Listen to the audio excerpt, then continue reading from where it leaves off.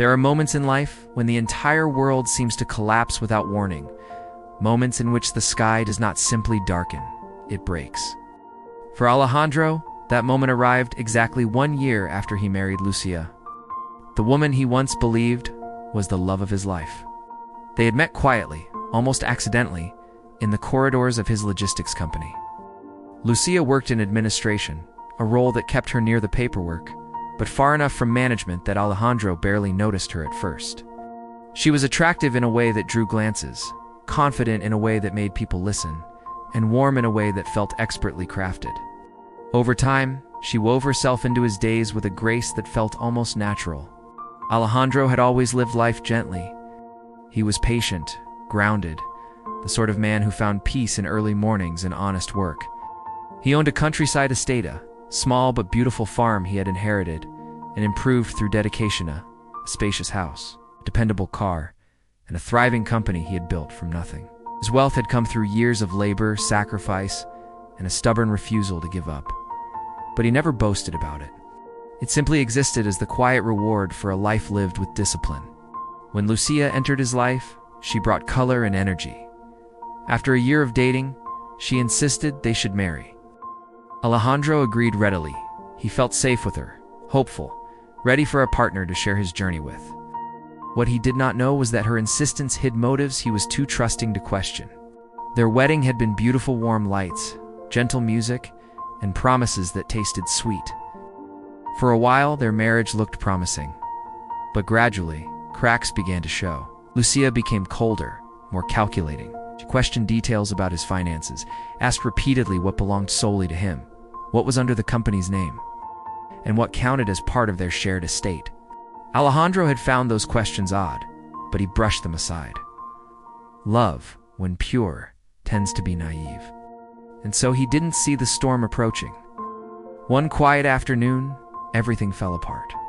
Alejandro returned home earlier than planned from a canceled meeting.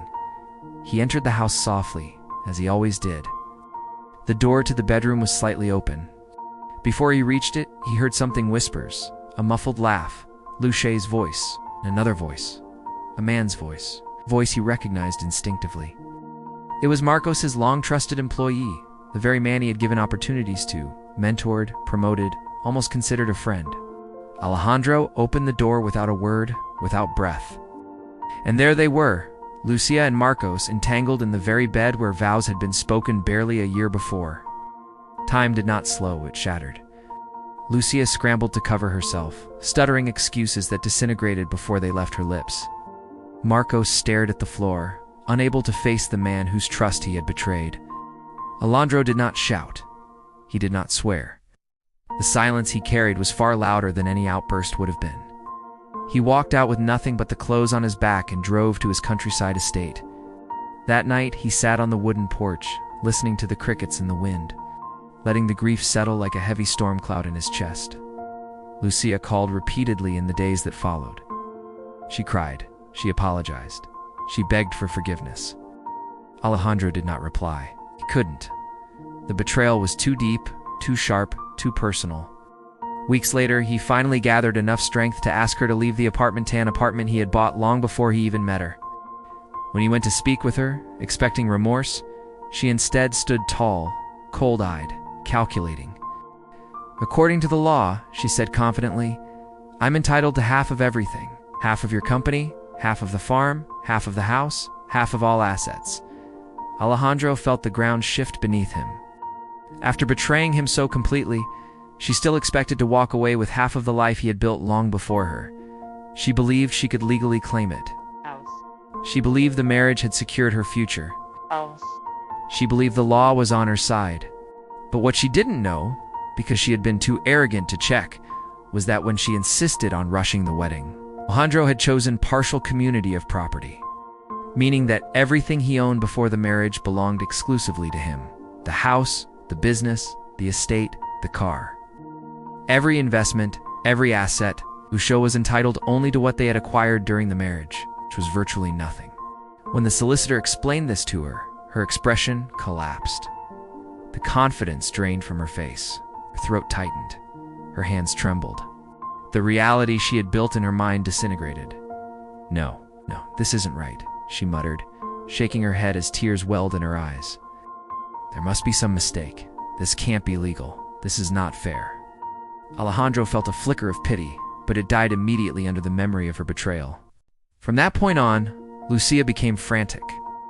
She begged more desperately than before. Every time Alejandro went to the apartment to discuss legal matters, she clung to him, sobbing, pleading, trying to manipulate his emotions. Please forgive me. I made a terrible mistake. I didn't understand what I was risking. Don't throw me out. We can fix this. Don't let this be the end. Her tears were heavy, but her intentions were transparent. Alejandro felt pain not because he still loved her, but because he mourned the illusion he had once believed in. He suffered for the dream of a life together that he had built in good faith, only to see it crumble in the most humiliating way. Eventually, the case went through the courts, and then came the day when fate became official. A judicial officer knocked on the apartment door, holding the final eviction notice. Lucia froze, her breath leaving her in a single broken exhale. She tried to argue, begged the officer, begged Alejandro, cried until her voice broke. But it was done. She left with 2 suitcases, nothing more. No company shares, no house, no estate, no comfortable lifestyle funded by someone else's sacrifices. She left with empty hands, and the weight of her own choices. Alejandro watched her walk away, not with anger, not with satisfaction, but with the quiet ache of someone who had lived through both love and betrayal. He did not hate her. He simply no longer carried her. In the months that followed, Alejandro returned to his old life. 2 early mornings spent in the calm glow of sunrise. 2 evenings on the farm, tending to animals and feeling the earth beneath his feet. He rebuilt not his finances, for those had never been in danger, but his spirit. He rediscovered his own company, his own peace, his own identity. And in the gentle passing of time, he realized something profound. Lucia had not destroyed his life. She had merely revealed the parts of it that were worth protecting. One evening, watching the sun sink behind the rolling hills, he whispered to himself, "Some losses, painful as they are nothing more than the universe rescuing us from the wrong hands." And for the first time in a very long time, Alejandro breathed freely.